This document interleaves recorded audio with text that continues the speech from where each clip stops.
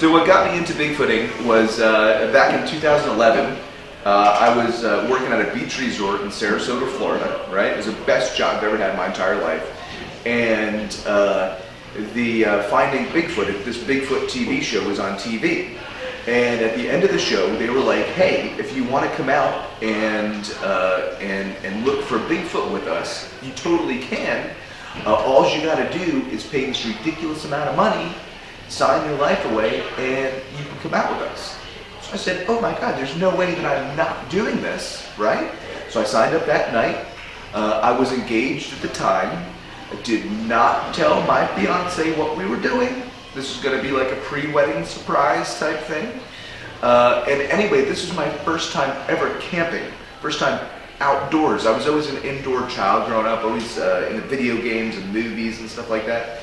So this is my first time ever camping. So I had to like acquire this camping gear. So like the tent, the sleeping bag, headlamps, stuff like that, all the stuff that they required. So I started gathering this, and I was putting it in our storage closet in our little apartment. We had a little one-bedroom apartment. And finally, one day, she cleaned.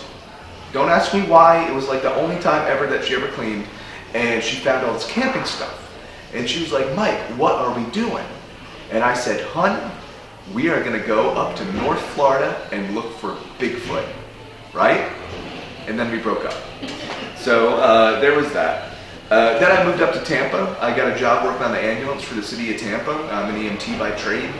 And I picked my weirdest partner. I had 3 partners. I picked my weirdest partner. And I said, "Jimmy, I got these non-refundable, I found out they're non-refundable tickets, go figure, tickets to look for Bigfoot. Do you want to come with me?" And he said, and he's my best friend to this day, and he said, "Mike, I've always wanted to do that." And I said, "Yes, awesome, right?" So we went up to Florida, North Florida, Torrey State Park. It's in the panhandle of Florida. And nothing happened. The whole trip, nothing happened. It was kind of a bust.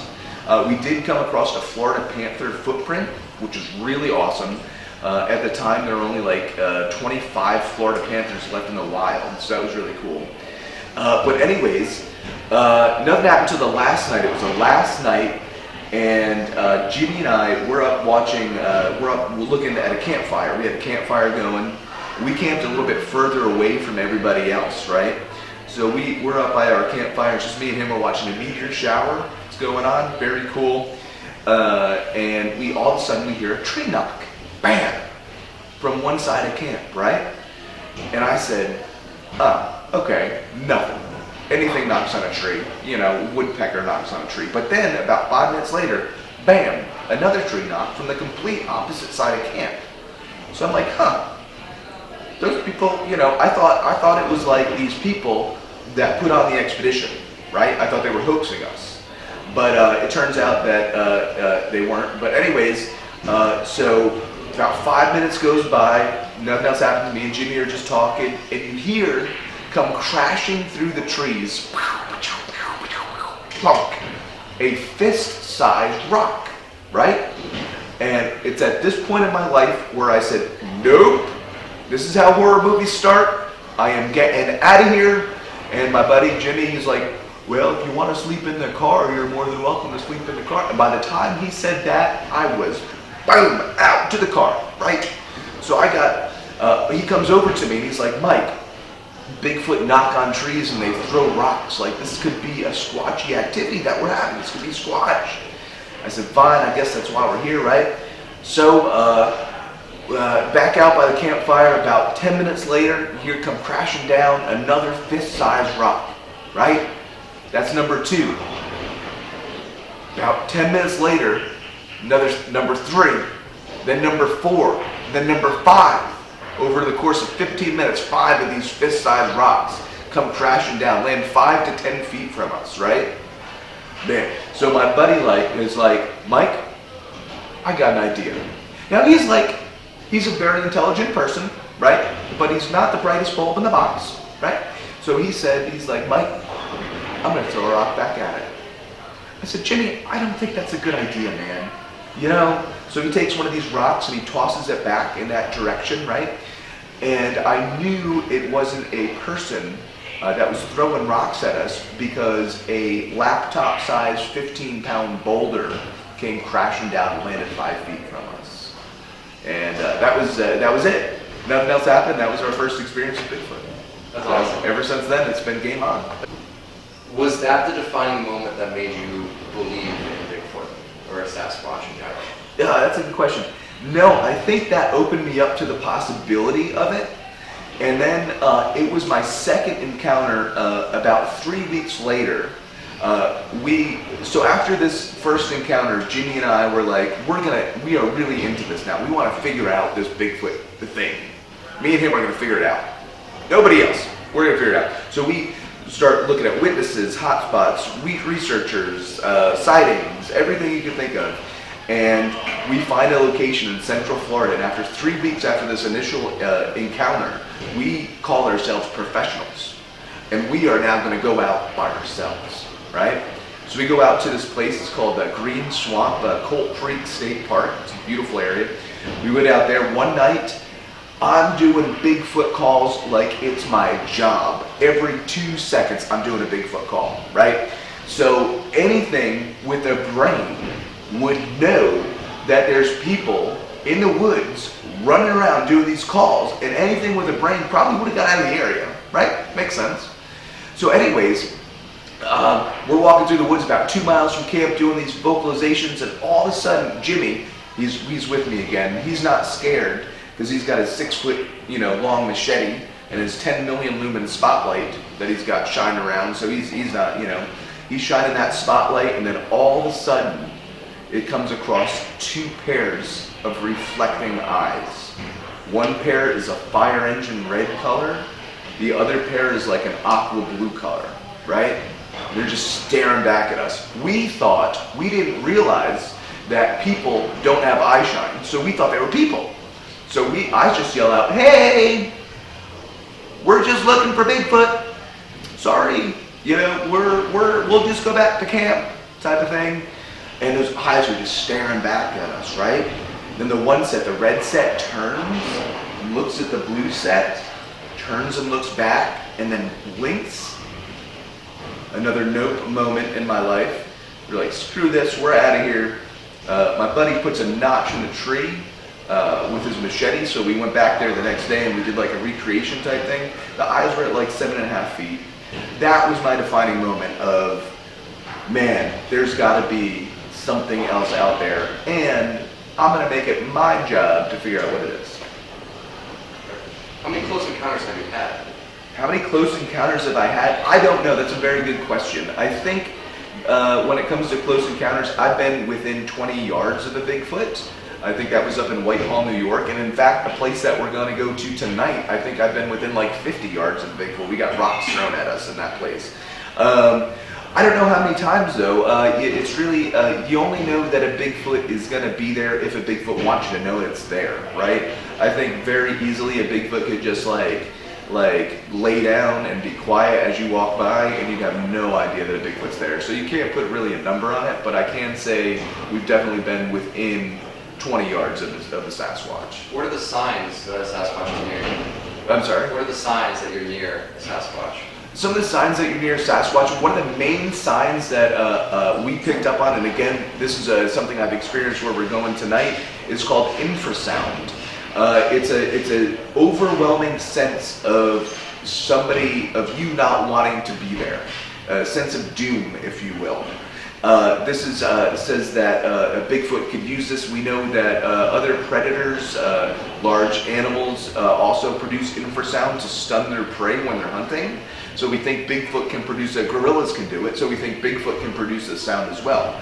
And I think I got zapped by, we call it zapping, one time when I was hiking where we're going tonight in Mile on Dickinson Reservation. I don't think that a Sasquatch has fully ever been proven to exist because they are extremely intelligent. Put like us and then make our senses like on steroids. That's what a Bigfoot is, right? I think a Bigfoot knows their sense of hearing and smell is so acutely greater than ours. I think that like the second that we get out of our car, Bigfoot is going to know that we're there, and he's either going to stay in the area or just say, I'm not going to want to be around people tonight, and leave. Simple as that. I think starting to get interaction is when you start camping in an area and you start getting close to a Bigfoot family group. I think they live in family groups, kind of like we do. So it would make sense that they would live in family groups, and I think you start getting more activity when you start getting closer to those family groups. Some of the other cryptids I believe in, let's see. I gotta say, the Jersey Devil is a cool folklore. However, I don't think it actually necessarily existed. I think that's more of a misidentification of back in the day. I think it might have been a misidentification of like a known animal, like a sandhill crane.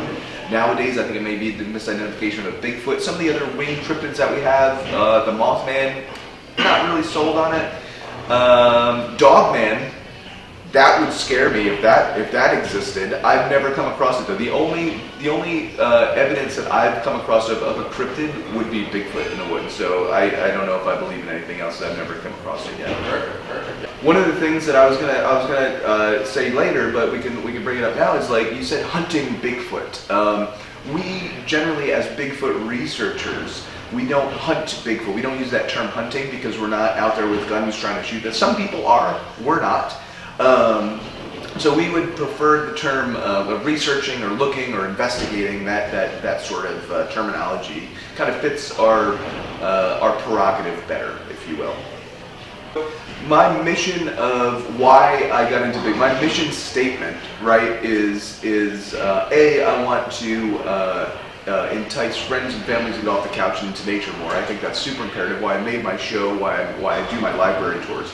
But the other reason, my goal of why I got into Bigfooting is I want to know what threw rocks at me in Florida, right? So how am I going to do that, right? That's the main goal of how we're going to do that. So we use general ways that hunters use to to track, hunt, trap, I guess if you will, known animals, right? And also we deploy methods that are designed to lure in animals that are known to be extinct, right? So different methods like that. So there's what we're going to do tonight is we're going to use a series of different animal calls, known animal calls, deer calls, if you will. We have a deer caller, and we're going to try to, we think deer is a prey animal of Bigfoot. So if we can use a deer call to lure in a Bigfoot saying, hey, we have an injured deer here, and lure in Bigfoot that way, we're going to use our thermal imaging camera to try to get video evidence of a Bigfoot. If it's really close to us, we can use our night vision infrared camera to get evidence or to get the video evidence of Bigfoot. But the big thing we're going to try to do tonight, and the best way to get evidence of Bigfoot, is by audio. We always have audio recorders going at all times when we're out in the woods. It's almost impossible to hoax audio. B, nobody's going to be out there at night making calls like we are. So the way we get audio is we do Bigfoot calls to try to elicit a response. We try to do known Bigfoot vocalizations that have been recorded in the past to try to elicit a response from a Bigfoot to try to get that and capture that on audio recording. Some other ways we do that too are we can do sound blasting, which we might do tonight too, which is what we do is one of my favorite ways is we do blue whale calls, and we project blue whale calls as loud as we can throughout the forest. And that's a very bassy call which gets Bigfoot stirred up. It seems like it works pretty well. So we may do that tonight as well. Sometimes I do get mocked by people. What happened at first was when I first got into Bigfooting, I didn't tell anybody that I was into Bigfooting. It was a secret. I mean, it was like to my grave secret. Like me and Jimmy knew about it. Like me and my buddy that I first went out with knew about it, and that was it. Then, finally, it became such a big part of my life, I couldn't hide it anymore. And I was just like, screw it. I got so much kickback from my family, not so much my family, but my friends. I lost friends over it and stuff like that, but I don't care because this is what I'm into. I'm a weird kind of person. I think you need to be a weird person to be into Bigfoot, right? But I embrace every second of it, and I wouldn't change any of it for the life of me. So it's $45 a question. All right, I can do that. No, I'm just kidding. Give me like a solid 20 years, I can write you a check. So this question is real quick. Is Bigfoot a friend or a foe? Is Bigfoot a friend or a foe? That's such a weird question. I've been doing this for like 14 years, and I've never been asked that question before, so thank you.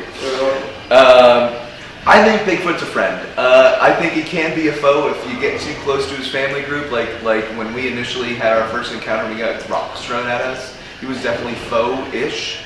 But if you look at the amount of people that are out in the woods that could have interactions with Bigfoot that don't, or that do have interactions with Bigfoot and they're not anything negative, they're pleasant interactions, whether it be just vocalizations or a sighting where Bigfoot doesn't go after them and chase them and hurt them and kill them or whatever, I think Bigfoot's definitely more of a friend than a foe. There has never been any documented report of Bigfoot killing anybody. But that's not to say that anything would be documented if Bigfoot were to kill you. Okay, so I think the origins of Bigfoot, where do I think Bigfoot comes from, right? So I think Bigfoot probably comes from ancient ancestors like us, like ancient like Neanderthals, kind of like we came from.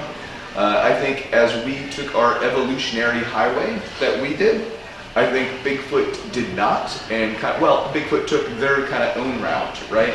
So I think they crossed over the Bering Strait land bridge, kind of like we did, and other animals, known animals, did to this day, and they populated the United States that way and kind of settled just like North American people did. So it's not to say that that's out of the question and couldn't exist or couldn't happen. I think that's the most logical reason. Some people say that Bigfoot is related to UFOs and can be beamed down by alien ships, right? Other people say Bigfoot is intradimensional, where they shapeshift into and out of this dimension, right? I think they're biological creatures. I think they're here on this earth just like you and I, just like a chicken or a duck or a turkey. So tonight what we're going to do is a 2 to 3 mile hike in Marlon Dickinson Reservation in Sparta and Jefferson Townships in Sussex and Morris Counties, New Jersey. And what we're going to do is we're going there because I have had multiple encounters there. I've been zapped by Bigfoot infrasound, I think, there. We've also had a rock thrown at us that rolled in between me and my partner's leg, that when we thermal imaged the rock, it was infinitely hotter than all the other rocks around. So I think Bigfoot was holding that rock and threw it, which is really cool. That's where we're going to go tonight. That's why I picked this location and why we're going to go back there. It's about this time of year, which if Bigfoot goes back to the same locations, they'd probably be back there the same time of year. So that's what we're going to do. We're going to utilize FLIR infrared or thermal technology to look for Bigfoot into the woods. We're going to be going pitch black if we can, and only use the thermal imaging technology to see where we're going and to see if there's Bigfoot out in the woods. I'm excited. We're also going to use some vocalizations to try to elicit a response from Bigfoot and see if we can find any tree structures, footprints, hair samples, anything you can imagine. We're going on a night hike on steroids tonight is what we're doing. If you guys want to follow me, my show is called In the Shadow of Big Red Eye. My YouTube channel is at Shadow of Red Eye. We have a Facebook page, In the Shadow of Big Red Eye, cool Instagram page that is like behind the scenes of what we do, Shadow of Red Eye. Follow us, subscribe to us, like us. We're out in the woods all the time. We have a new video every week. Every Monday, there's a new video comes out. This is what we do full time, ladies and gentlemen. So I appreciate your subscription and being a fan of the show. Thank you.